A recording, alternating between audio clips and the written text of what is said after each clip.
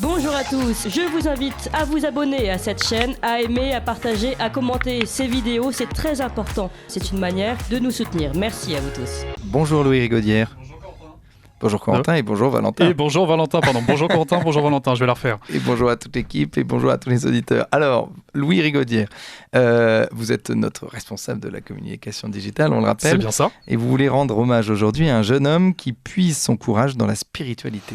Oui, aujourd'hui Corentin, je change totalement d'univers en vous proposant une chronique plus spirituelle qu'à l'accoutumée. Oui Corentin, aujourd'hui je vais parler de religion, de christianisme, ou plutôt de quelqu'un qui en parle formidablement bien. Une personne qui s'est lancé un défi extraordinaire, visiter la totalité des cathédrales présentes en France. Vous voyez bien sûr de qui je veux parler. Henri est un jeune pèlerin de seulement 24 ans qui, le matin du 8 avril dernier, a commis un acte d'une extrême bravoure.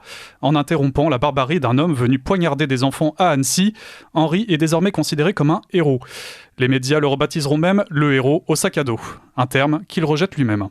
Je reçois beaucoup de messages de gratitude, ça me touche énormément. Beaucoup me traitent en héros national, ce qui est pour moi un peu absurde, puisque comme je vous le disais depuis le début, je n'ai agi que comme un Français devrait le faire. Si tout le monde agit de la manière dont je l'ai fait, la France serait un pays beaucoup plus sûr et en fait on aurait des héros à tous les coins de rue. Moi ce que j'ai juste envie de dire, c'est qu'il suffit juste de relever la tête, regarder ce qu'il y a de beau et de grand, s'en nourrir et agir en conséquence.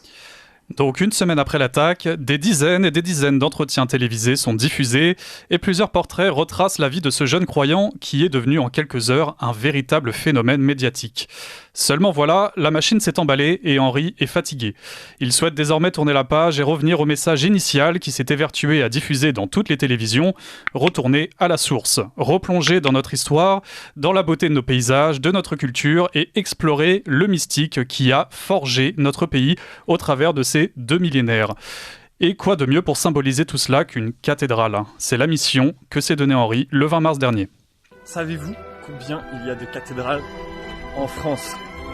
Alors on pense souvent à Chartres, Amiens, Strasbourg, Notre-Dame de Paris, Reims, etc. Mais en réalité, il y en a autour de 170. Et je suis sûr que vous en connaissez même pas le 10e.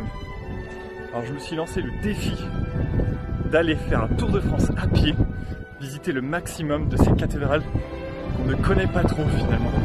Voilà, je vous emmène avec moi et vous allez voir, ça va être super chouette.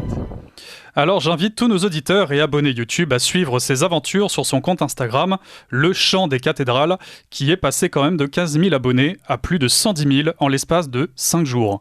Vous pourrez par exemple comprendre que pour entamer un voyage aussi intense, mieux vaut être très bien équipé. D'abord un duvet, un surduvet, c'est imperméable et ça rajoute quelques degrés. Dans le duvet, un matelas gonflable extrêmement léger, des vêtements, une trousse de secours, une trousse de toilette, un camel bag très pratique pour boire de l'eau en ayant sa réserve d'eau dans le sac, des gamelles dans leur petite sacoche, voilà, un protège-sac contre la pluie, des bâtons de marche, un grand poncho, un but à gaz, un drone, une grosse batterie externe, la caméra et ses accessoires, dans leur pochette étanche, l'indispensable lampe frontale, alors celle-là elle est pas mal puisqu'elle se recharge sur batterie, des carnets pour écrire, petite bible de Jérusalem, sans oublier Jean Raspail qui est un peu la référence des écrivains aventuriers et mon préféré. Et puis au fil des vidéos qui sont et seront publiées dans les semaines à venir, vous pourrez vous imprégner de cette beauté à la fois visuelle et musicale que procurent ces magnifiques édifices, souvent méconnus de nous, pauvres citadins, habitués des cathédrales construites dans les grandes villes au cœur des plus grandes places. Je vais donc conclure cette chronique par le coup de cœur d'Henri, qu'est l'abbaye Saint-Michel du Frigolet en Provence, que vous devez connaître Corentin, accompagné d'une musique envoûtante qui rend brillamment hommage à la passion de cet homme, considéré par les médias comme un héros au sac à dos, mais qu'il faut désormais rebaptiser en Henri, le pèlerin des cathédrales.